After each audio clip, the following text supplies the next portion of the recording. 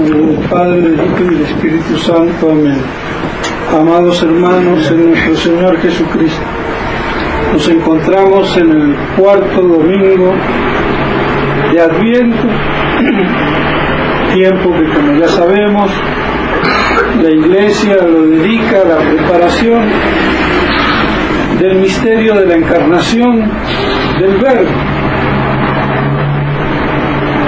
el nacimiento de nuestro Señor Jesucristo de las entrañas virginales de la Santísima Virgen María.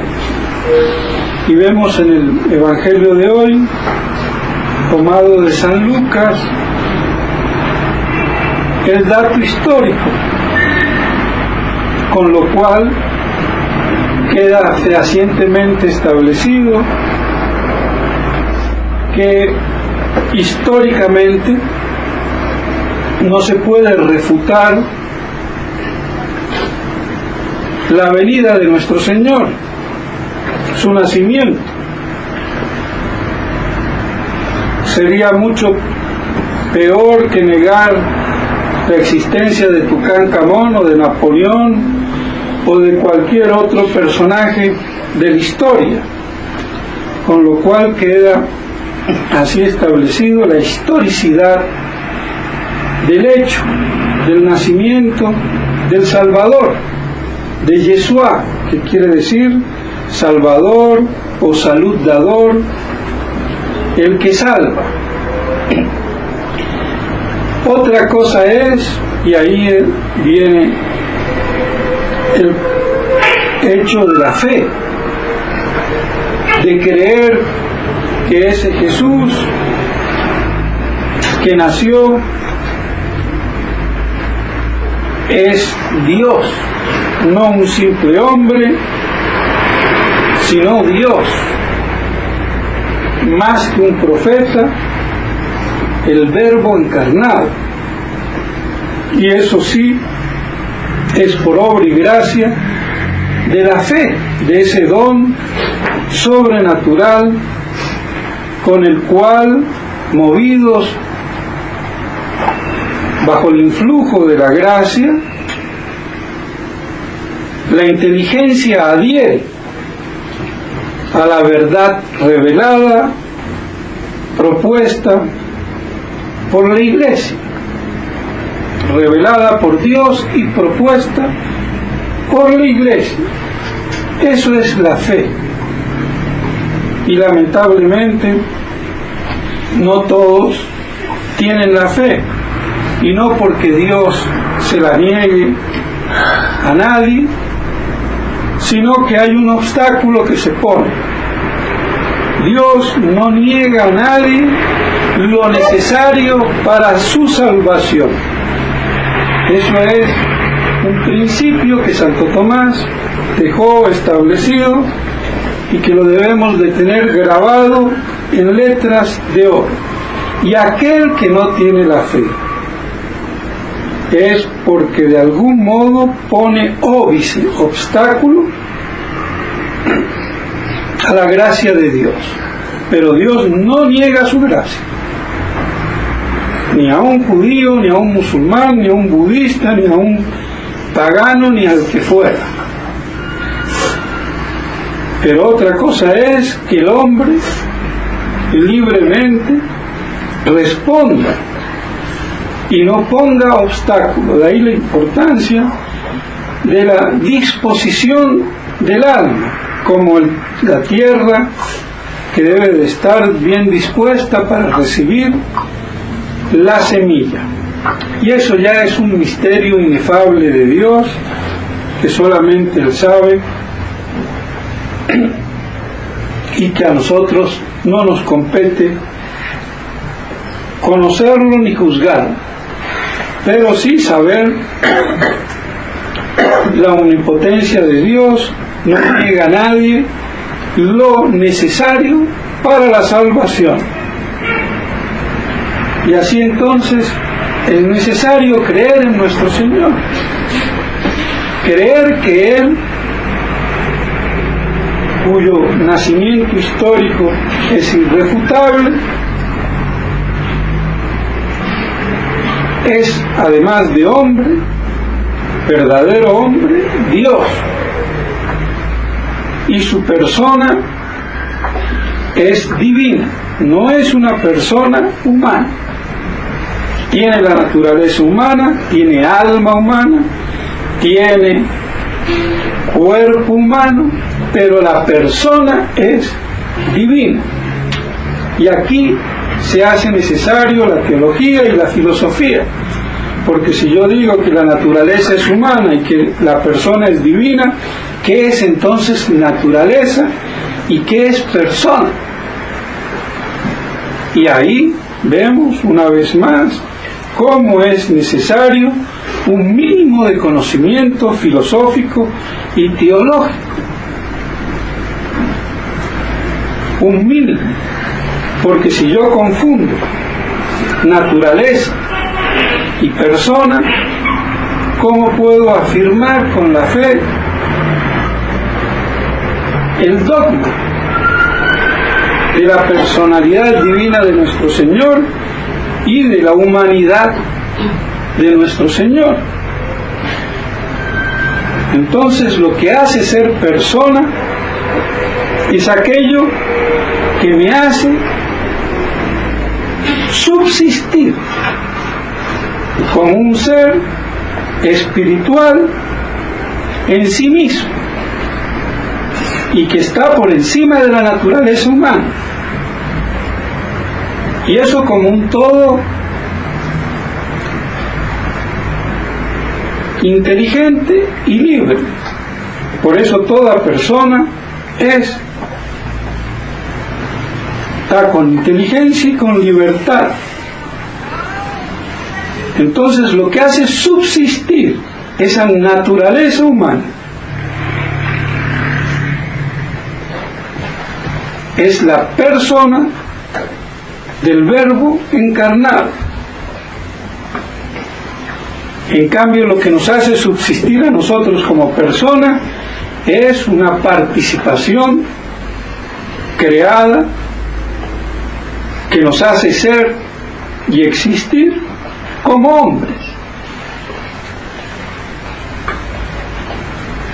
Entonces así tenemos que hay que creer con fe sobrenatural en la divinidad de nuestro Señor. Y por eso la Iglesia quiere que nos preparemos durante estos 4 domingos para festejar los misterios inefables de Dios y de Dios Salvador, de Dios que se hizo hombre, no que se convirtió en hombre, sino que asumió la naturaleza humana. Y pudo haber asumido otra naturaleza. Por ejemplo, pudo haber asumido la naturaleza de un águila, por decirlo así. Pero era mucho más conveniente y perfecto que lo hiciera en la naturaleza humana. Y por eso el hombre viene a ser como el entrecruce entre el orden material y el orden espiritual de la misma creación. Por el orden material se codea desde una simple piedra o cualquier vegetal y animal, y la prueba está que nos alimentamos de esas naturalezas. Y por el lado espiritual también tenemos, como los ángeles, inteligencia y libertad. Y así nuestro Señor, asumiendo la naturaleza humana, el verdadero hombre y verdadero Dios. Y eso es un misterio de fe. Y es lo que nos propone la Iglesia para contemplar en la natividad de nuestro Señor, que manifiesta, que refleja en su nacimiento la encarnación que hubo 9 meses antes de que Él naciera.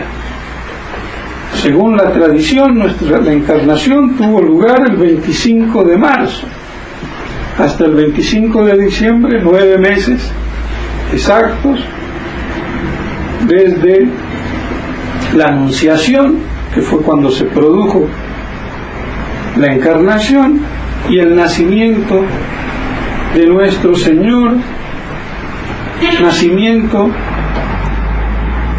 sin que hubiera dolores de parto, sino que así como Él atravesó el cenáculo, por ejemplo, la pared, sin romperla, también atravesó las entrañas virginales de su Santísima Madre, la Virgen María. Y por eso Nuestra Señora se afirma como dogma de fe que es virgen antes, durante y después del parto, y que fue un parto no como el de toda otra mujer que trae a los hijos con llanto y dolor, sino que fue un parto sin dolor, como la fruta madura que cae del árbol sin que nadie la arranque. Pues bien, así fue ese misterio inefable del nacimiento de nuestro Señor, y que nosotros debemos de reafirmar la divinidad de nuestro Señor, que está hoy en día, mis estimados hermanos, en tela de juicio.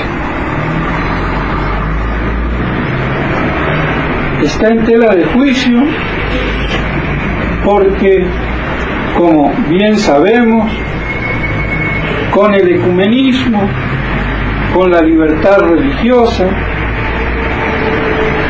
con toda la nueva concepción de la religión y de la Iglesia, nuestro Señor queda rebajado en su divinidad, queda igualado, comparado a las otras religiones con sus falsos dioses. Y eso es la herejía moderna, herejía que hoy pasa como lo normal, como lo aceptado comúnmente por todos y creído, y eso conculca la divinidad de nuestro Señor y la divinidad de la Iglesia.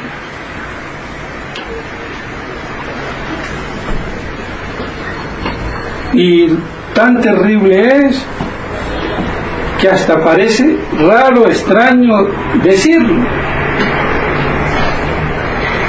Pero si yo pienso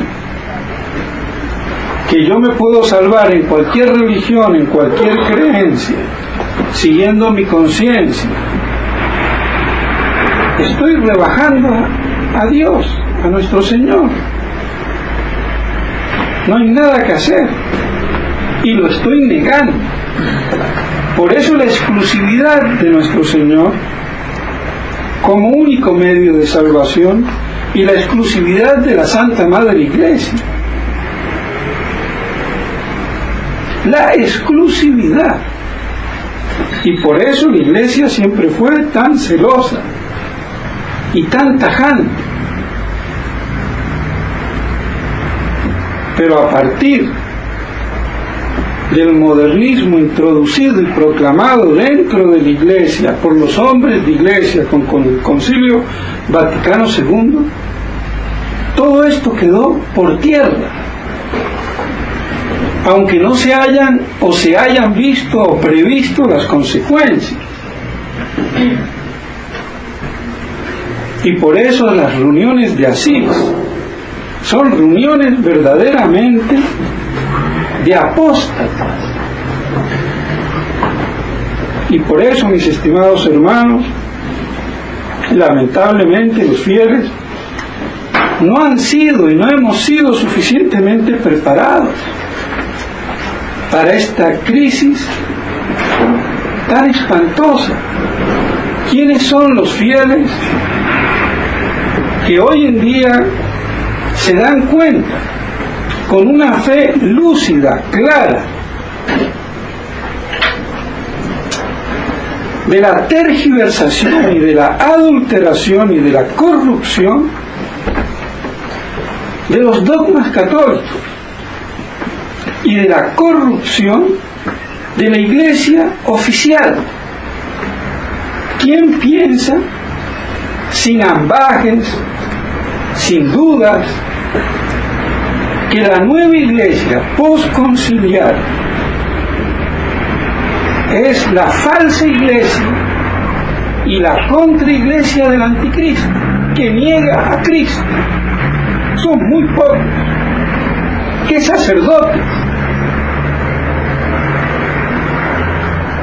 ¿Qué sacerdotes de los que hay en el mundo de la tradición católica? ¿Qué sacerdotes de la fraternidad San Pío X? Ya no digo los del Buen Pastor, ni los de San Pedro,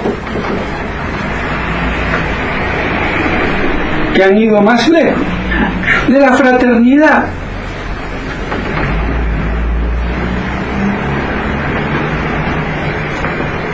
Prácticamente ninguno. Y de los que no son de la fraternidad,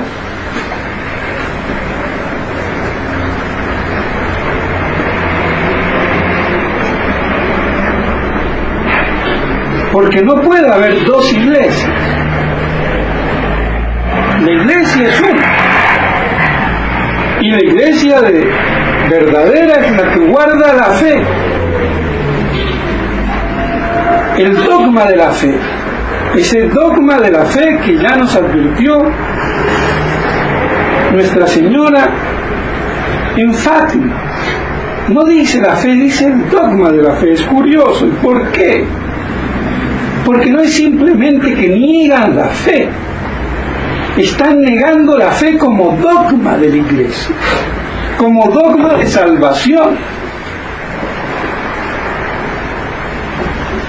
Porque la fe, sin la fe no se puede uno salvar. Entonces la fe católica, apostólica y romana como dogma es la que niega el ecumenismo, es la que niega la libertad religiosa, es la que niega la nueva iglesia posconciliar, es la que niega la iglesia del anticristo. Porque el anticristo no es que venga a decir barbaridades, groserías de Cristo. No, es que el que va a invertir la iglesia. Hay una inversión de la iglesia, hay una inversión de la jerarquía de la iglesia. Y por eso yo lo he dicho, aunque mal entendido a veces por muchos, con el término de sodomización de la iglesia, en el sentido religioso. La sodomización es la inversión a nivel carnal del instinto natural, y en el orden sobrenatural es justamente eso. Y esa inversión es la que produce el espíritu del anticristo.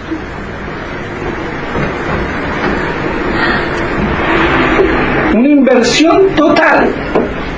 Y esa inversión es una revolución total. Y ese es el imperio de la sinagoga de Satanás dentro de la iglesia. Y por eso Nuestra Señora lo advirtió muy claramente: la iglesia será eclipsada y será la sede del anticristo.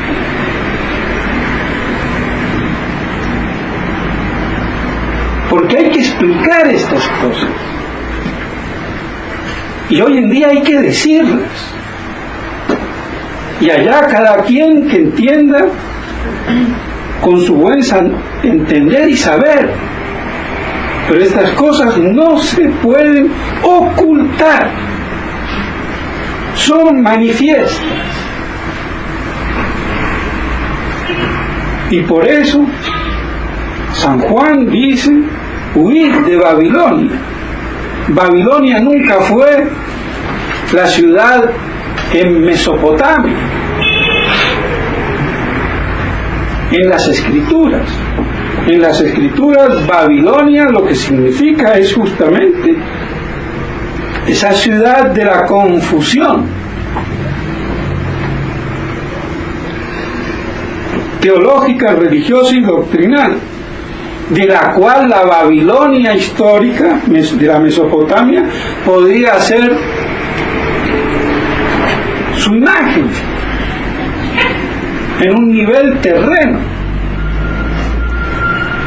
Pero la Babilonia en las Escrituras, y por eso San Pedro dice que escribía desde Babilonia cuando estaba en Roma, porque la Roma pagana de la época de San Pedro era una Babilonia de dioses, de religiones, con sus panteones.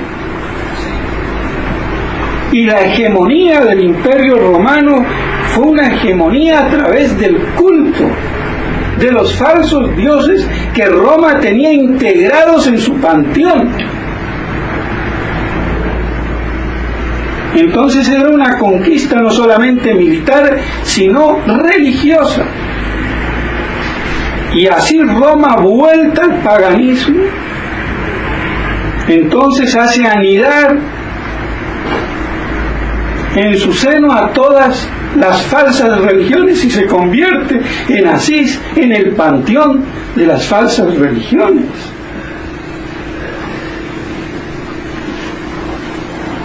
Esto es muy duro de decir y de comprender, pero es la realidad.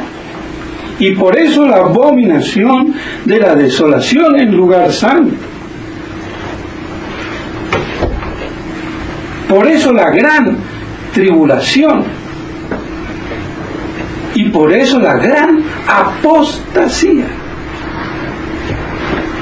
Esa inversión de la iglesia. ¿Y dónde está la verdadera iglesia? Reducida a un pequeño rebaño fiel disperso por el mundo, prácticamente sin pastores. Y por eso el señor Lefebvre magistralmente lo llegó a decir, y hay que repetirlo y recordarlo para no olvidarlo, cuando decía que no había que confundir visibilidad de la iglesia con la iglesia oficial, porque la iglesia oficial, el Vaticano, cayó en la apostasía cuando dice Monseñor Lefebvre, ya en el año 86, 87, no me acuerdo, en una conferencia, después de haber tenido una entrevista con el que era entonces el cardenal Ratzinger,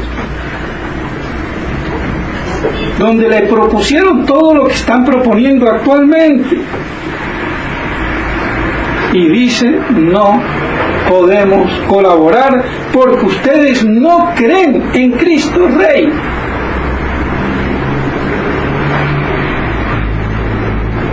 No creen.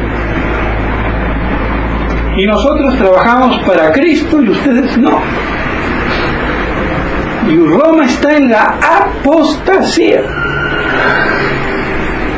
Entonces no soy yo el que lo digo.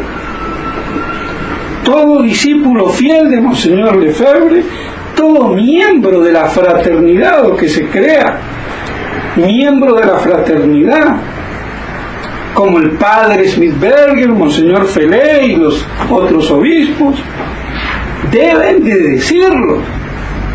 Pero Monseñor Felé no lo dice.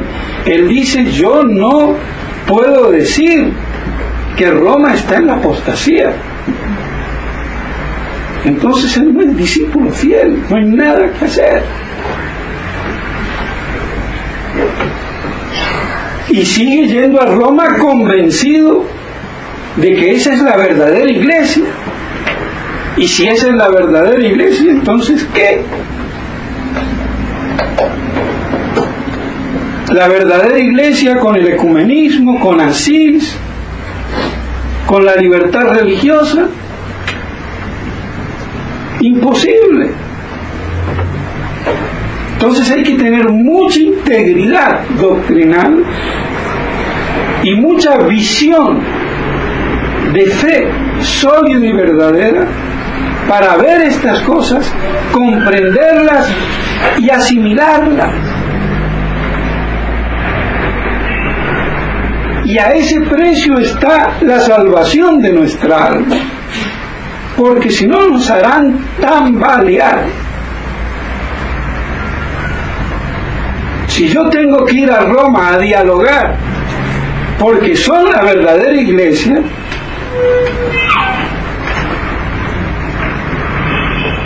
es inútil.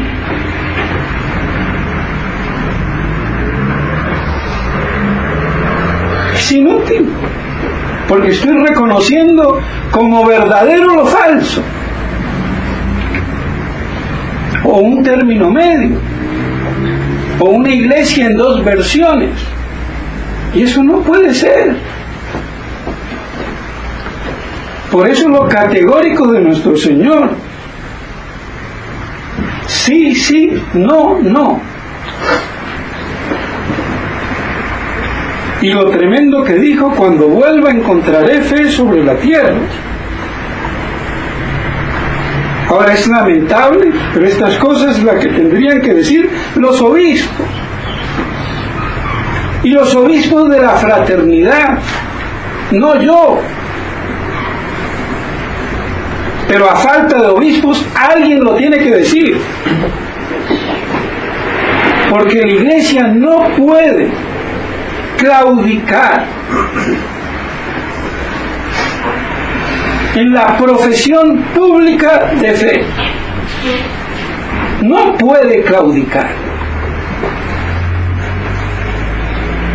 Y si claudicara, las piedras hablarían.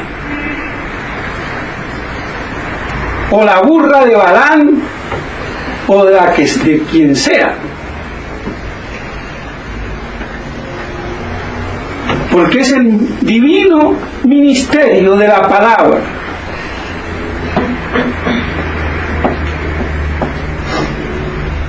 Y pues bien, mis estimados hermanos, que la fiesta de la Natividad no sea festejada puerilmente. Es la fiesta más popular, la más entrañable para el pueblo católico, no la más importante porque es la Pascua, pero es la más popular porque quizás el pueblo en su fe se siente más tiernamente tocado por el niño Dios, un niño recién nacido que es Dios, el Rey del universo. Y eso es mucho más tierno y más entrañable que quizás otra cosa. Pero no la festejemos puerilmente,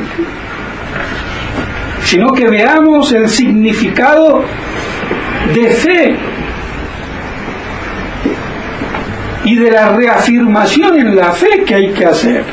Y por contraste, entonces, desechar todo lo que se oponga a esa fe pura y virginal, que es lo que está en juego. Corrompiéndose la fe, perdiéndose la virginidad de esa fe, que es la que ha hecho fecundar a las santas vírgenes, mártires. Es la fe de la virginidad, de la pureza de la fe. Y lo que hoy está paladinamente en juego, negándose de mil formas por muy sutiles que sean, pero negándose. Y por eso entonces la necesidad de afincarnos y afianzarnos en la sacrosanta tradición infalible de la Iglesia. Porque contra la tradición infalible de la Iglesia no hay nada que valga. Y por eso Monseñor Lefebvre siempre lo dijo: yo no hago sino transmitir lo que he recibido, y lo que he recibido es lo que viene de Cristo y sus apóstoles. Y el que mantenga ese depósito de la fe mantiene la Iglesia, es Iglesia, y el que no se desmiembra de la Iglesia.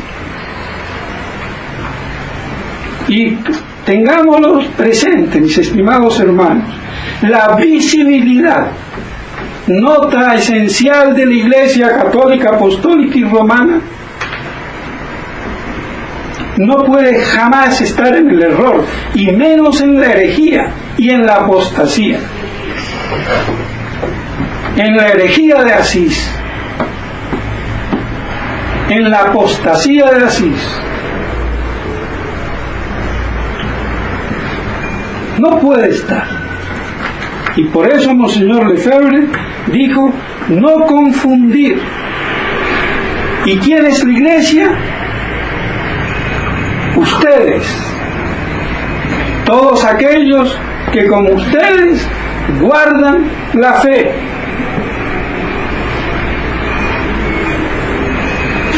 Y no hay que confundir la fe en la Iglesia católica, la fe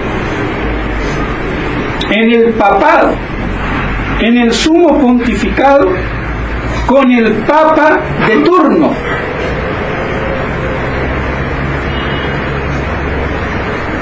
Como hacen muchos que se las dan de teólogos o de lo que fuera.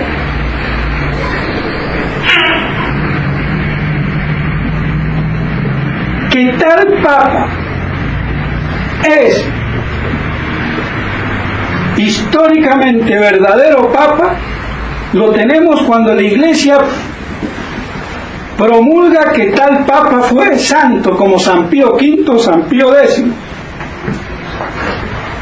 Por ejemplo,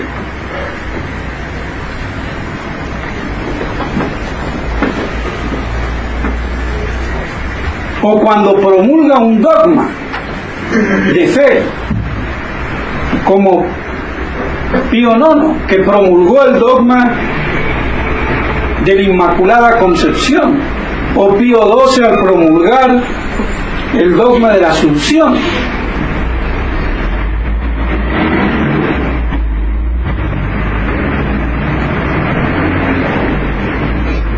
Pero hay que saber que puede haber infiltraciones. Anacleto II no fue o se hizo proclamar pontífice romano y fue un vil marrano converso y que después catalogado como antipapa. Y así tenemos en la historia muchas otras casos.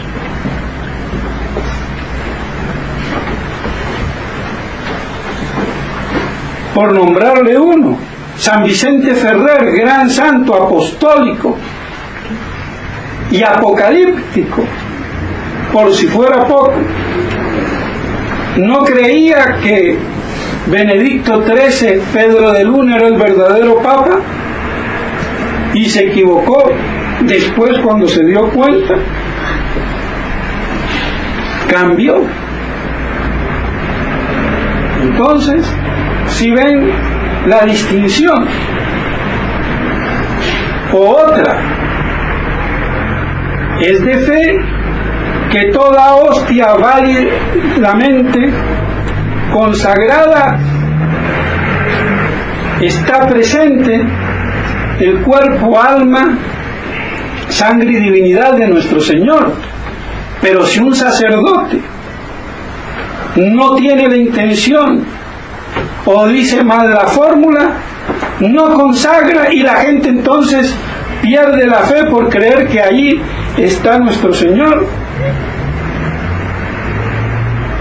Y ese ejemplo lo da Santo Tomás de Aquino.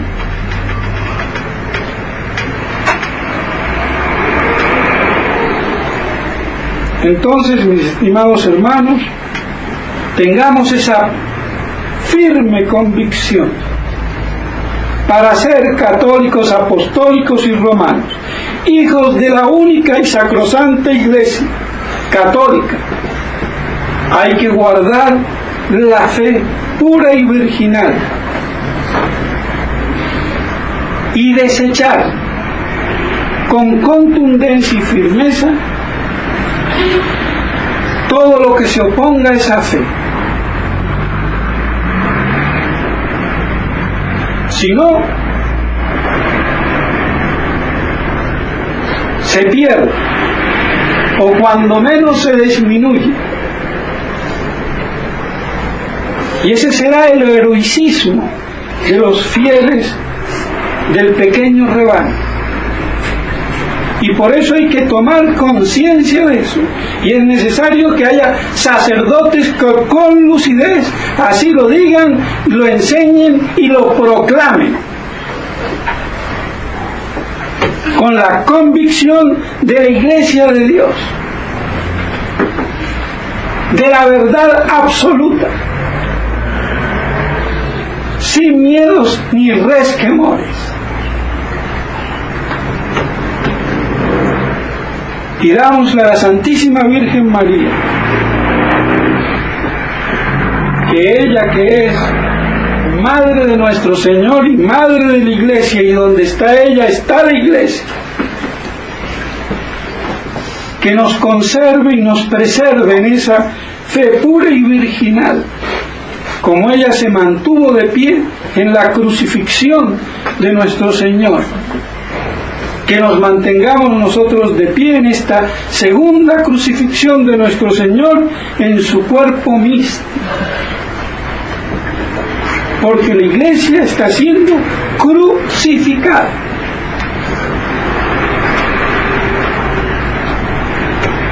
Por los Anás y Caifás, no de la sinagoga, sino de Roma.